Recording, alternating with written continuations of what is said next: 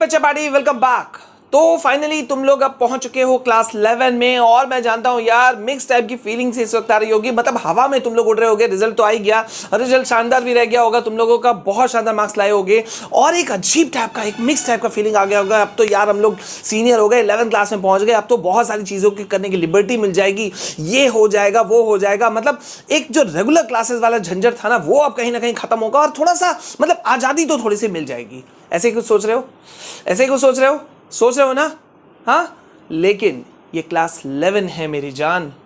अच्छे अच्छे जो टॉपर होते हैं ना वो रो देते हैं और वो कहते हैं जिंदगी बर्बाद हो गई, खत्म हो गई क्लास 11 में आकर के। तो क्लास 11 में आखिरकार ऐसा होता क्या है?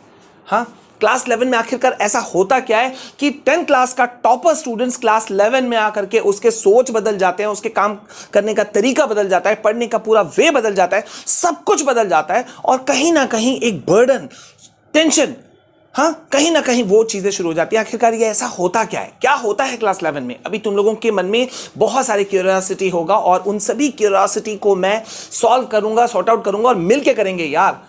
भले कोई भी स्ट्रीम से हो, तुम लोगों ने साइंस चुना हो, आर्ट्स हो या कॉमर्स हो, कुछ भी हो, लेकिन मामला तो वही है ना, हो तो क्लास 11 में ही। तो अब यहां पर हमें डील करना है कि क्लास 11 को भी हम कैसे शानदार तरीके से हल करें। लेकिन कुछ मिथ को पहले हटा देते हैं। देखो यार, क्लास 10 में ना कुछ छूटता भी था तो पीछे से कवर कर लेते थे, राइट? एक वन शॉट वीडियो 1.5-2 घंटे का देखते थे और कवर हो जाता था। तो क्या सब कुछ ऐसा ही इक्वल होगा क्लास 11 में? अगर तुम ऐसा सोचते हो कि इक्वल होगा तो मेरे ख्याल से पहले मैं तुमको एकदम क्लियर कर देता हूं, पूरा क्लास 11 में ऐसा बिल्कुल भी नहीं सोचना। और एक बहुत बड़ा मिथ है यार, क्लास 10 और 12 दो बोर्ड होते हैं, 11 तो बीच में ऐसे ही पड़ा हुआ है, उसको तो हम लोग सो करके निकाल लेंगे, 12 में हम लोग थोड़ी सी मेहनत कर लेंगे और आखिर में ना अगर क्लास 11 में करेंगे भी तो 10th की तरह आखिरी 1.5-2-3 महीना में हम वन शॉट वीडियो देख करके काम चला लेंगे। ऐसा कुछ नहीं हो सकता। 10th और 12th को बोर्ड मानना चलो है, वो तो है ही है, मानते हो अच्छी बात है, लेकिन 11th क्लास, 10th और 12th के बीच में जो 11th क्लास है ये एक इंपॉर्टेंट स्टेप है टुवर्ड्स योर फ्यूचर। जो कुछ तुम गोल बनाते हो, जो कुछ तुम सपने देखते हो, वो यहीं से होकर के गुजरता है। इसको बिना देखे अगर तुम सोचते हुए हो कि तुम पार कर लोगे तो यार बहुत बहुत बहुत भारी गलती करोगे और ऐसी गलती जिसको शायद रिटर्न बैक भी नहीं किया जा सकता। तो आखिरकार क्या कुछ बदलता है? हाँ, एक सिंपल सा मैं एक एग्जांपल देता हूं। जैसा मैंने शुरू में ही कहा यार, कुछ 1-2 क्लास छूट जाते थे ना हमारे 10th में तो चल जाता था, हाँ, लेकिन 11th क्लास में आकर के जब तुम पढ़ रहे होते हो, एक चैप्टर, एक टॉपिक भी अगर मिस होता है ना तो उसके बाद बाकी का जो पीछे का है ना वो सारा ब्लैंक हो जाता है, कुछ नहीं समझ में आएगा। ये मैं तुमको कह देता हूं, कुछ भी समझ में नहीं आएगा। फिर बैकलॉग्स बढ़ते जाएंगे, इश्यू एक नया क्रिएट हो जाएगा और तुम कहीं ना कहीं एक टेंशन के दौर में आ जाओगे।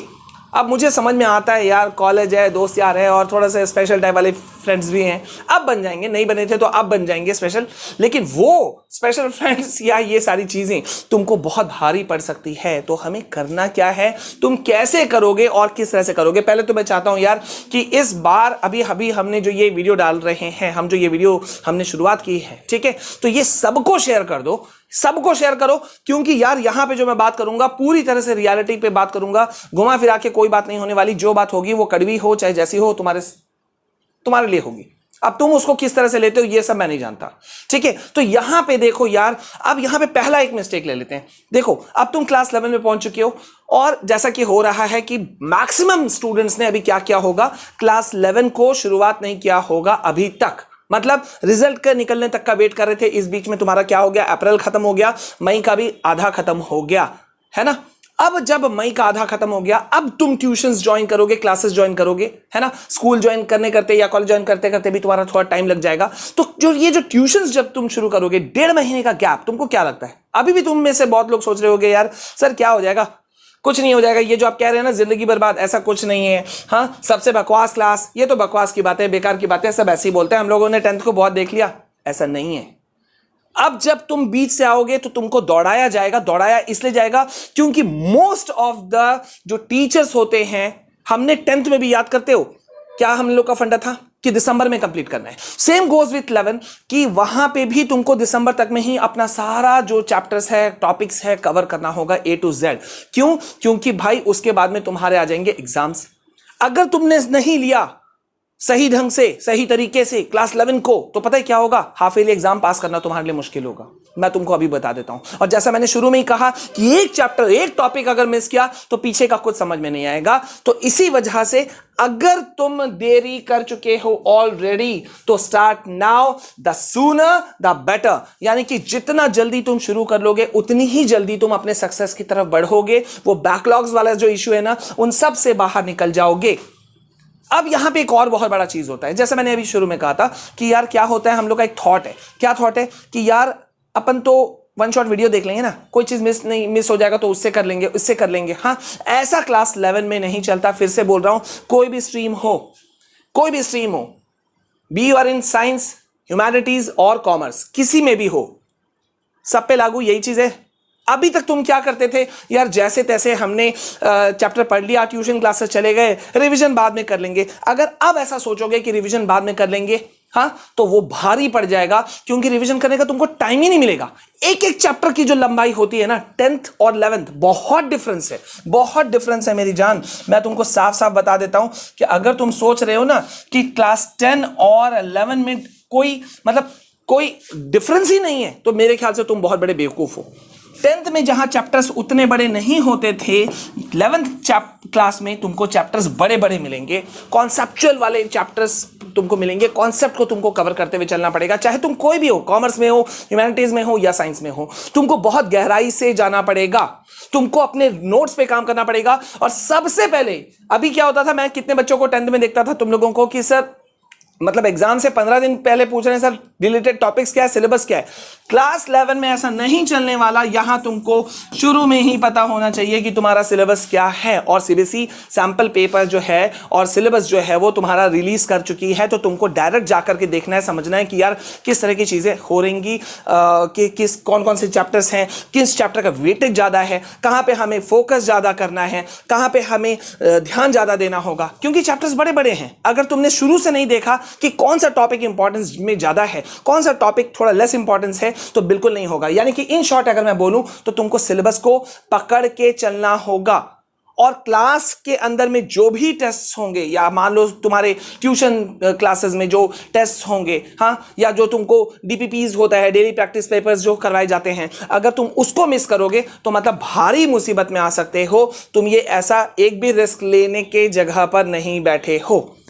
तो मतलब करना क्या है, बिना चिंता किए हुए। देखो, मैं नहीं बोल रहा हूं कि तुम चिंता करो। क्लास 11 बर्बाद किसके लिए हो जाता है पता है? हाँ, जिंदगी बर्बाद किसकी हो जाती है? जो बहुत हल्के में लेते हैं, जो सोचते हैं यार अरे क्लास 11 है ना, अपन कर लेंगे, कोई दिक्कत नहीं है, इसको तो यूं फोड़ देंगे। जो एक्स्ट्रा डिस्काउंट मांगेंगे उनको एक्स्ट्रा हर्जाना भरना पड़ेगा। मतलब तुमको जितना जल्दी तुम शुरू करोगे, कवर करोगे और एक सिस्टमैटिक वे में चलोगे, उतना ही तुम्हारे लिए अच्छा है। ठीक है, अब यहां पे तुमको अपनी कॉपी किताब जो है ना वो बड़े सहेज के रखने पड़ेंगे। तुम्हारा जो नोट्स कॉपी होगा वो एकदम सहेज के चलना होगा। आज जो पढ़ा उसका रिवीजन आज मारना होगा, वरना तुम भारी मुसीबत में आ जाओगे। हर सैटरडे संडे को तुमको एक अलग से रिवीजन करना होगा और अपने नोट्स को, पर्सनल नोट्स को तुमको लेके चलना होगा सबसे टॉप पे। वो करोगे तो याद रखो तुम फायदे में रहोगे। अगर वो नहीं करते हो तो तुम भारी मुसीबत में आ जाओगे। ठीक है, तो ये रास्ता बहुत मुश्किल भी हो सकता है, बहुत आसान भी हो सकता है, डिपेंड करते हैं कि तुम किस तरह से चल रहे हो।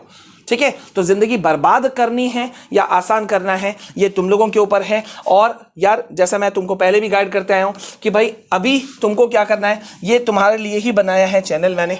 ठीक है, तुम लोगों के ही प्यार की वजह से ये बना है, जिसमें कि हम तुमको हर एक चीज़ के लिए गाइड करेंगे और हर एक चीज़ बताएंगे। तो यहाँ पढ़ाई भी होगी और मस्ती भी होगी, लेकिन टॉप डिसिप्लिन के बेसिस पे होगी। ठीक है, तो हो जाओ तैयार। और जैसा मैंने कहा था, आज का हमारा टैगलाइन क्या था कि मौसम बिगड़ने वाला है, कुर्सी की पेटी बांध लो। ठीक है, मैं बस आ गया तो हम भी आ गए। चलो, वीडियो को दबा के लाइक करो, शेयर करो and promise me in the comment section, sir हम सब करेंगे। ठीक है, हैशटैग हम सब करेंगे, ये तुम लोग को लिख देना है। मिलते हैं नेक्स्ट वीडियो में, तब तक के लिए जय हिंद, जय भारत।